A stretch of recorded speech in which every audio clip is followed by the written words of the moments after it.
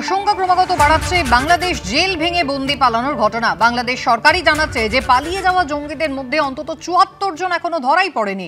প্রশ্ন উঠতেই পারে, পশ্চিমবঙ্গে তৈরি এই সমস্ত জাল পাসপোর্ট জঙ্গিদের হাতে পৌঁছে যায়নি তো? বাংলাদেশ অশান্ত হয়ে ওঠার পর কলকাতাকে কি করিডোর হিসাবে ব্যবহার করছে অনুপ্রবেশকারীরা? এখানে কি সহজেই জাল পাসপোর্ট, আধার কার্ড মিলছে? এই সুযোগ কি জঙ্গিরাও নিচ্ছে?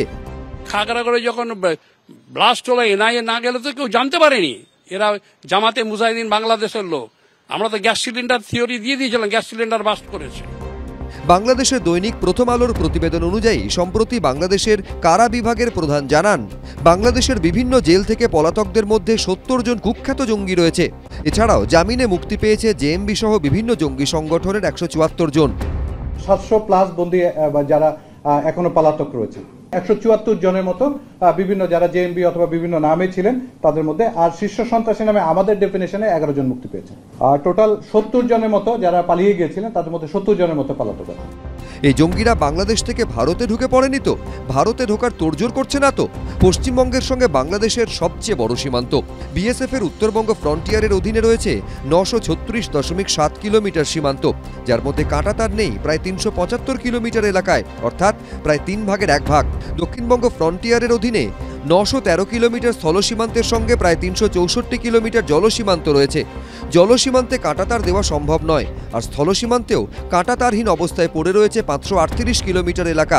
বিশেষজ্ঞরা বলছেন, রাতের অন্ধকারে বন জঙ্গলে ঘেরা কাঁটাতারহীন সীমান্ত দিয়ে, আবার কখনো দুদেশের মাঝে থাকা নদীর অংশ দিয়ে নজরদারি এড়িয়ে ভারতে ঢুকে পড়ে অনুপ্রবেশকারীরা। কখনো কখনো তার সঙ্গে মিশে যায় জঙ্গিরাও। পাকিস্তান থেকে কিছু জঙ্গি এখন এইখানে এক্সপোর্টেড হবে, যেটা আমার আশঙ্কা। তারা এদের ট্রেন করবে, করে আমাদের এই রাজ্যে ঢুকাবে, কারণ এই আমাদের রাজ্যটা ওদের দৃষ্টিভঙ্গিতে অনেকটা নিরাপদ। তারা এখানে এসে ঘাঁটি করে সারা ভারতবর্ষ জুড়ে ছক কাটবে, অলরেডি করছে। কোচবিহার জেলার একটা বড় অংশ পড়ে গুয়াহাটি ফ্রন্টিয়ারের অধীনে, যেখানে স্থল সীমান্ত রয়েছে ১১০ কিলোমিটার, যার মধ্যে প্রায় ৫০ কিলোমিটার কাঁটাতারহীন। এছাড়াও এখানে ৬৭ কিলোমিটার জলসীমান্ত রয়েছে। আশঙ্কা, এর সুযোগ নিয়ে ভারতে ঢুকে পড়তে পারে জঙ্গিরা। অতীতে এভাবেই বাংলাদেশ থেকে ভারতে ঢুকে শক্তিশালী জঙ্গি নেটওয়ার্ক গড়ে তুলেছিল জামাতুল মুজাহিদিন বাংলাদেশ বা জেএমবি, আনসারুল্লাহ বাংলার মতো জঙ্গি সংগঠন। ২০১৪ সালে তার চোখে আঙুল দিয়ে দেখিয়ে দিয়েছিল খাগড়াগড় বিস্ফোরণ কাণ্ড। ময়ূখ ঠাকুর চক্রবর্তী, আবির দত্ত, আশিস আইচ, এবিপি আনন্দ। সর্বরিদি, এখন কি আর এই তুতু ম্যামে করার সময় হয়েছে? এখন তো পুরোটাই একটা যৌথভাবে আলোচনার ভিত্তিতে কিভাবে নিরাপত্তাটা বজায় রাখা যায়, শুধুমাত্র পশ্চিমবঙ্গের নয়, গোটা ভারতবর্ষে ইনফিল্ট্রেশন আটকানোর জন্য তো একটা সমন্বয়। না, নিশ্চয়ই নিশ্চয়ই সমন্বয় হয়ও, সমন্বয় যে করবার চেষ্টাও করা হয় সেটা আমরা এখানে বসে আলোচনার বিষয় নয়, কিন্তু কথা আলাদা। দেখুন, ওখান থেকে বলছে যে ৭০ জন পালিয়ে গেছে, এখানে আমরা জানতে পারছি আপনাদের চ্যানেলের মধ্যে দিয়ে ৭৩ জনের হাতে পাসপোর্ট পৌঁছেছে। বিষয়টা হচ্ছে যে রাজ্যে, দেখুন, যে রাজ্যে একজন কাউন্সিলর, একজন বিধায়ক, একজন সাংসদ রাজ্যের, যারা কিনা ২০ লাখ টাকা না পেলে বন্দুকের বাট দিয়ে পেটাচ্ছে মানুষজনকে, এই হচ্ছে রাজ্যের ইনফ্রাস্ট্রাকচার। এটা রাজ্যের, যেখানে টাকা ছাড়া রাজ্যের সরকারের প্রতিটি পদস্থ অফিসারকে কেনা যায়, বেচা যায়। এটা যদি সেই রাজ্যের যেখানে বর্তমান পরিস্থিতি, তাতে আতঙ্ক তো নিশ্চয়ই। কিন্তু সর্বরিদি, বেশ, আমি আপনার সঙ্গে একমত, কিন্তু সর্বরিদি আরো একটা উদাহরণ তো আপনাকে মাথায় রাখতে হবে। খাস দক্ষিণ কলকাতায় একেবারে ভর সন্ধ্যেবেলা শাসক দলেরই একজন কাউন্সিলর, তাকেও তো বন্দুকের সামনে পড়তে হয়। একদম পড়তে তো হবেই, পড়তে তো হবে। তার কারণ বিড়ির পেছন খাওয়া চারুচন্দ্র কলেজের সুশান্ত ঘোষ ১০০ কোটি টাকার মালিক হবে, আর সেটা তৃণমূল কংগ্রেসের নেতা নেত্রীরা জানতেই পারবে না। তো তাকে তো বন্দুকের সামনে দাঁড়াতে হবে। কিছু বললে আপনি ভারত ভ্রমণের গল্প করবেন। উত্তরপ্রদেশটা ভালো তো, মণিপুরটা ঠিক আছে তো, ত্রিপুরায় কি হচ্ছে আঙুল দেখাবেন না। একটা আঙুল দেখালে আরেকটা আঙুল নিজের দিকে তাকাতে হয়। কলকাতা পুলিশকে ২০২৩ সালে স্পেশাল অপারেশন পুরস্কার দিয়েছিল স্বরাষ্ট্র দপ্তর। বন্দুকের 2000 দিয়ে শুনুন মেরেছে। এই সব তারপরে আবার সেই সিআইডি খোলন যে মমতা বন্দ্যোপাধ্যায়কে বদলাতে হলো, কারণ পুলিশের ভূমিকায় মমতা বন্দ্যোপাধ্যায় খুশি নন। আমি দুজনকে থামালাম, দুজনকে থামালাম। আমাই আস্তে কলকাতা পুলিশের এসটিএফ জেএমবি জঙ্গি ধরেছিল একদম। আরে আপনি অত দূরে যাবেন না, 2020-তে যাবেন না, আপনি গত মাসের কথা বলুন। বৈঠকখানা বাজার থেকে এসটিএফ জঙ্গি ধরেছিল, দাঁড়ান, ও সশস্ত্র অবস্থায়। আমি মিস্টার চট্টোপাধ্যায়ের কাছে যাই। মিস্টার চট্টোপাধ্যায়, আশঙ্কার জায়গাটা কিন্তু আরো বড়, মানে শুধুমাত্র উত্তরপ্রদেশ বা মণিপুর নয়। আশঙ্কার জায়গাটা হচ্ছে এই মুহূর্তে বাংলাদেশের অশান্ত পরিস্থিতিতে বারবার যে প্রসঙ্গে আলোচনা হচ্ছে সেটা হচ্ছে এই যে পাকিস্তান আর চীন, যারা এই মুহূর্তে অত্যন্ত উৎসাহী এবং যাদের মূলত টার্গেট হচ্ছে ভারত ভূখণ্ড কোথাও, তারা এই ইনফিল্ট্রেশনের সুযোগটা নিয়ে পাকিস্তানি মডিউল, পাকিস্তানি জঙ্গি মডিউল বা তাদের ট্রেনিং সেইটা ঢুকে পড়বে না তো? দেখুন, আপনাকে একটা সেন্সিটিভ ইনফরমেশন দিচ্ছি। সেটা হচ্ছে যে ISI, inter services intelligence Pakistan, তারা কিন্তু ইন্টেলিজেন্স এনসার্কেলমেন্ট বলি আমরা, তারা বাংলাদেশ এবং নেপাল দুটোতেই কিন্তু ইকুয়ালি তার প্রমাণ আমরা পেয়েছিলাম যে IC-814 হাইজ্যাকিং। IC-814 হাইজ্যাকিং আমরা পুরো জানি, ঘটনাটা পুরোটা আপনারা সবাই জানেন। আমার কথা হচ্ছে যে আমরা শুধু যে বাংলাদেশ এবং ইন্ডো বাংলাদেশ বর্ডারটাই দেখবো তা নয়, এখন সবথেকে সেন্সিটিভ জায়গা হচ্ছে নেপাল। কারণ পাকিস্তানের সঙ্গে এবং চায়নার সঙ্গে আমাদের এই বাংলাদেশের যে সমন্বয় এখন হচ্ছে, তারা easily they can come to Nepal. এবং নেপাল ইন্ডিয়া যে বর্ডারটা, এটা অত্যন্ত পোরাস মানে এখানে কোনো ইমিগ্রেশন কন্ট্রোল নেই। এনিবডি ক্যান কাম, একটা সিম্পল আইডেন্টিটি কার্ড দেখালে তাদের হয়ে যায়। এবং এখানেই যে সবথেকে বড় কথা হচ্ছে এই যে জঙ্গিগুলো বেরিয়ে এসছে, যে জেএমবির যদি 174 জন বেরিয়ে আসে, তারা কিন্তু বাংলাদেশে বসে থাকবে না, তারা চেষ্টা করবে ইন্ডিয়াতে আসা। ইন্ডিয়া সেফ হেভেন, এবং ইন্ডিয়া থেকে বাংলাদেশকে অ্যাটাক করা, একদম এই যে সেফ হেভেন যেটা বলছি। এবং আপনারা দেখছেন যে আপনি দেখেছেন যে আপনার মেঘালয় থেকে পুলিশ এসে এখানে 4 জন বাংলাদেশিকে ধরে নিয়ে গেছে। আপনি দেখছেন যে 2 বছর আগে একটা পাসপোর্ট তৈরি করেছে বিএনপি, একটা সামান্য করে পুরো ইন্ডিয়ার সাউথ ইন্ডিয়া অ্যান্ড ক্যালকাটা একেবারে। সেক্ষেত্রে নিশ্চিদ্র নজরদারি নেই কেন? অভিযোগ যেমন কেন্দ্রের দিকে উঠবে, অভিযোগের আঙুল কিন্তু রাজ্যের দিকে উঠবে। কিন্তু শুধুমাত্র পাসপোর্টেই তো থেমে নেই। একদম শুরুতেই আপনাদের বলেছিলাম যে ভুয়ো রেশন কার্ড, রেশন সামগ্রী লুট করছেন রেশন ডিলার। 4000-এরও বেশি ভুয়ো কার্ড তিনি বানিয়েছেন 11 বছরেরও বেশি সময় ধরে। মালদার ঘটনা দেখুন একবার। পাসপোর্টের নথি জাল, আধার কার্ড জাল, প্যান কার্ড জাল, রেশন কার্ড জাল, চারদিকে জাল পরিচয়পত্রের ছড়াছড়ি। আর এখানেই আশঙ্কা, টাকার লোভে এই জালিয়াতটা দেশের নিরাপত্তা বিঘ্নিত করছে না তো? বাংলাদেশে অনুপ্রবেশকারী কিংবা জঙ্গিদের হাতে ভুয়ো পরিচয়পত্র তুলে দিয়ে দেশের নাশকতামূলক কার্যকলাপে সহযোগিতা করছে না তো? এই দুশ্চিন্তার আবহেই ফের একবার মালদার কালিয়াচকে অসংখ্য ভুয়ো রেশন কার্ড তৈরির অভিযোগ উঠল। ভারত বাংলাদেশ সীমান্তের অদূরেই মালদার কালিয়াচক। এহেন গুরুত্বপূর্ণ স্পর্শকাতর কালিয়াচক 3 নম্বর ব্লকের বাবুরবোনা এলাকায় রেশন ডিলার সাইফুদ্দিন আহমেদের বিরুদ্ধে ভুয়ো রেশন কার্ড বানিয়ে রেশন সামগ্রী পাচার করার অভিযোগ করেছেন গ্রামবাসীরা। আমার টোটাল কার্ড হচ্ছে 7টার ছেলের 2টো 9টা। হ্যাঁ, এই 9টা কার্ড, এই 9টা কার্ডের সাথে আরও 4টা ফেক কার্ড ঢুকে আছে। এই ফেক কার্ডটা অবৈধভাবে ডিলার নিজে নিজে তৈরি করে আমার নামের সাথে জুড়ে দিয়েছে, যে এই কার্ডের মাল তুলে ও খাচ্ছে। গ্রামবাসীদের অভিযোগ, 2012 থেকে 2023 সাল পর্যন্ত 11 বছরে 4000-এরও বেশি ভুয়ো রেশন কার্ড বানিয়েছেন রেশন ডিলার। এখানকার যে রেশন ডিলার, ওনার আন্ডারে প্রায় 4000-এর মতন ফেক রেশন কার্ড আছে। আমার পরিবারে আমরা 3 জন মানুষ, আমার পরিবারে 5 জন করা হয়েছে, 2 জন এক্সট্রা। আমার কোনো মেয়ে নেই, অথচ আমার রেশন কার্ডে দেখা যাচ্ছে আমার লিস্টে আমার একটা মেয়ে আছে। এটা দুর্নীতি। সরকারি কর্মীরা তো যুক্ত থাকবে এখানে, না থাকলে এটা হতে পারে না। যদিও ভুয়ো রেশন কার্ড বানানোর অভিযোগ উড়িয়ে দিয়েছেন রেশন ডিলারের ছেলে। আমাদের বিরুদ্ধে যে অভিযোগ উঠছে সেটা ভিত্তিহীন এবং মিথ্যা। আমরা সততার সহিত ব্যবসা করি। এত ভুয়ো রেশন কার্ড তৈরি হচ্ছে কি করে? কারা এই সুযোগ করে দিচ্ছে? সেই ভুয়ো রেশন কার্ড কোথায়, কার কোথায় যাচ্ছে, কি হচ্ছে কেউ জানে না। সেটা যদি জঙ্গিদের হাতে পৌঁছে যায় অবশ্যই বিপজ্জনক। এগুলো তো শুধু পশ্চিমবঙ্গ বলে না, পশ্চিমবঙ্গের অতীতেও এই ধরনের চক্র পাওয়া গিয়েছে। খারাপ কাজ, সমাজে 2-4 জন খারাপ কাজ, আপত্তিকর কাজ করে, পুলিশ ধরে। এই ঘটনায় তদন্তের নির্দেশ দিয়েছেন মালদার জেলা শাসক। করুণাময় সিংহর রিপোর্ট, এবিপি আনন্দ, মালদা। জয়ন্ত, সমীরদা অতীতে যাওয়ার আগে আপনাকে যেটা জিজ্ঞেস করব, এই ঘটনাটা কিন্তু গত 11 বছর ধরে ঘটেছিল, অর্থাৎ তৃণমূল কংগ্রেসের জমানায় ঘটেছিল। এর মধ্যে কিন্তু কোভিডের সময় পেরিয়ে গিয়েছে, যখন রাজ্য সরকার ফ্রি রেশন দিয়েছিল, প্রধানমন্ত্রীর যে প্রকল্প রয়েছে সেখানে সম্ভবত এখনো পর্যন্ত কিন্তু এই ফ্রি রেশন চালু রয়েছে।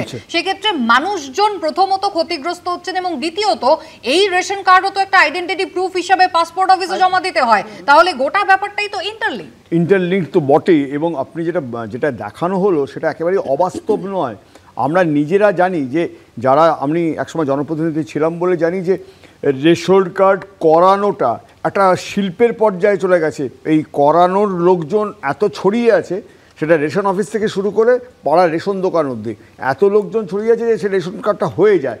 এবং দেখা গেছে যে ওই যে গ্রেডেশনগুলো আছে, যে স্তরভেদগুলো আছে, সেই স্তরভেদও অনায়াসে মুছে যায়। এত সাম্য চলে আসে ফ্রি রেশনের ক্ষেত্রে, পিড়ে চমকে যাওয়ার মতো অবস্থা। আপনাকে জানিয়ে রাখি যে এই রেশনের চাল খোলা বাজারে কীভাবে আসে কি না আসে, আপনারা সাংবাদিকতা করেন, আপনারা জেনে গেছেন। কিন্তু আমাদের যে ভয়ঙ্কর কথা, যেটা কোভিডের মরশুমের কথা বললেন না, ওই ফ্রি রেশনগুলো যখন চালু হলো, সেইগুলো এখনও চালু আছে। সেই চালগুলো যথাসময়ে পৌঁছয় তো নাই, তার বিনিময়ে কিন্তু টাকা পর্যন্ত দিয়ে দেওয়া হয় ওই কনজিউমারদের। এই ঘটনাগুলোও ঘটছে। আপনাদের অবগতির জন্য জানি, সেই রেশন কার্ড যদি জঙ্গিদের হাতে, যেটা কমরেড সুজন চক্রবর্তী বললেন, সেটা ভয়ঙ্কর ঘটনা ঘটবে। কিন্তু আমাদের মূল বিষয়টা হচ্ছে, আমাদের পার্টির দৃষ্টিভঙ্গিতে একেবারে গরিব মানুষ যাদের এটা পাওয়া দরকার তারা পাচ্ছেন না। যেমন আমরা পাবেন না, যারা পাবেন না তারা পাচ্ছেন না, যাতে ক্ষুধাতে মারা গেছে। এখনো দেখা যাচ্ছে আমরা আসলে ঘটনা প্রমাণ করে। আপনারাও তো কথা বলবেন না, আপনাদেরকে মানুষ ট্যাগ করে দিয়েছে। আপনারা এই রেশন কার্ড নিয়ে এই ভুয়ো আপনারাই আপনারাই 13 বছর ধরে জঙ্গি কেন